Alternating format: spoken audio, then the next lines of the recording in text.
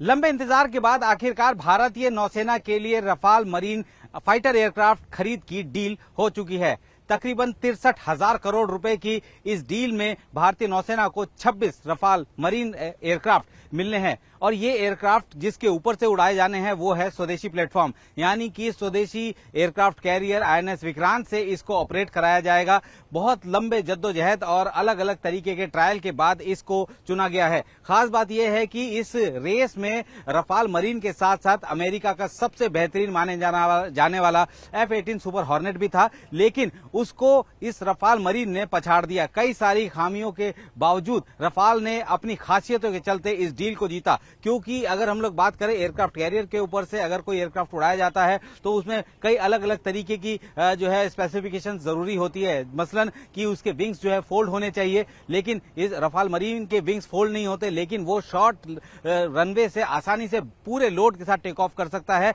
और उसकी सबसे बड़ी खासियत यही है। और अगर तकनीक की बात करें तो F-18 सुपर हॉर्नेट के जो अभी एयरक्राफ्ट है वो 40 साल पुराने हैं और ऐसे में ये रफाल मरीन बिल्कुल नया एयरक्राफ्ट है और इसके लिए ही भारतीय नौसेना ने इसको चुना है। और भारतीय नौसेना के जो एयरक्राफ्ट कैरियर है उसके ऊपर से उड़ान भरने के लिए जरूरी है वो सारी दक्षता, क्योंकि अगर हम लोग फ्रांस के एयरक्राफ्ट कैरियर की बात करें या यूएस के एयरक्राफ्ट कैरियर की बात करें तो उनके पास जो है कैटापुल्ट बेस्ड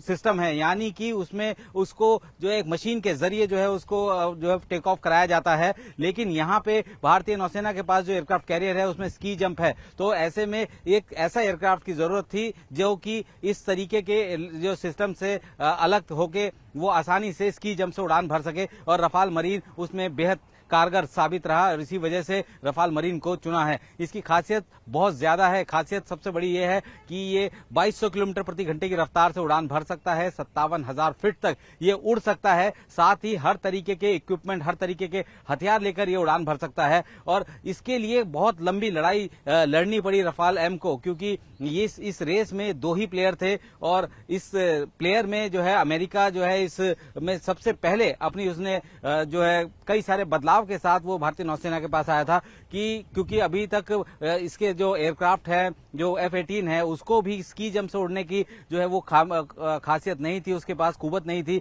लेकिन उसके बावजूद उसमें कई तरीके के बदलाव किए गए और उसके बाद वो भारतीय नौसेना के सामने ट्रायल के लिए आया। लेकिन उसी समय रफाल मरीन जो कि बिल्कुल लेटेस्ट एयरक्राफ्ट है वो भी इसी तरीके की दक्षता के साथ ट्रायल के लिए आया और उसके बाद जो उसके स्पेसिफिकेशंस देखे गए वो F-18 से बहुत बेहतर निकले। इसके अलावा बहुत सी ऐसी चीजें हैं जिसको भी नजरअंदाज नहीं किया जा सकता, क्योंकि भारतीय वायुसेना के पास भी रफाल एयरक्राफ्ट है और ऐसे में इस राफेल एम को अगर खरीद रहे हैं तो उसके पीछे की वजह भी यही है, क्योंकि अगर कोई भी नया एयरक्राफ्ट आएगा तो उसके लिए अलग से फैसिलिटी बनेगी, अलग तरीके के वहां पे इक्विपमेंट रखे जाएंगे, नए तरीके से फैसिलिटी तैयार की जाएगी। लेकिन यहाँ पे भारत के पास ऑलरेडी एक फैसिलिटी है जो कि रफाल के लिए इस्तेमाल में लाई जाती है। जैसे कि अब तक आईएनएस विक्रमादित्य के ऊपर से जो MiG-29 के उड़ान भर रहे हैं उसी तरीके से MiG-29 भारतीय वायुसेना के पास भी है और जो उनके वहां पे जितने भी ऐसे एसेट्स हैं या ऐसे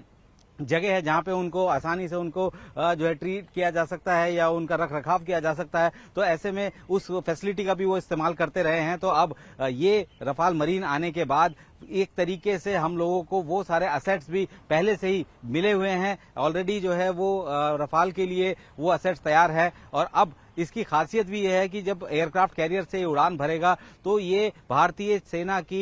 नौसेना की मारक क्षमता को दोगुना कर देगा, क्योंकि अगर हम लोग बात करें आईएनएस विक्रांत इस वक्त अरब सागर में मूव कर रहा है। भारत और पाकिस्तान के बीच जिस तरीके की तनातनी इस वक्त है उसके चलते अब एक बार कोस्ट से अगर एयरक्राफ्ट को फ्लाई करेंगे तो उसकी जो रेंज है उसको वो कम हो जाता है, लेकिन जब एयरक्राफ्ट कैरियर कई मील दूर अगर समंदर के बीच में से इसको टेक ऑफ कराएगा तो जाहिर सी बात है कि इसकी रेंज और बढ़ जाएगी। इसमें air to air, air to ground और एंटी सबमरीन वॉरफेयर के भी इक्विपमेंट लगे हुए हैं। बेहतरीन रडार से ये लेस है और इसी वजह से इसने रफाल एम ने जो अमेरिकी F-18 को पछाड़ा और अब भारतीय नौसेना के पास आने वाले समय में रफाल मरीन आना शुरू हो जाएंगे, क्योंकि डील डन हो चुकी है।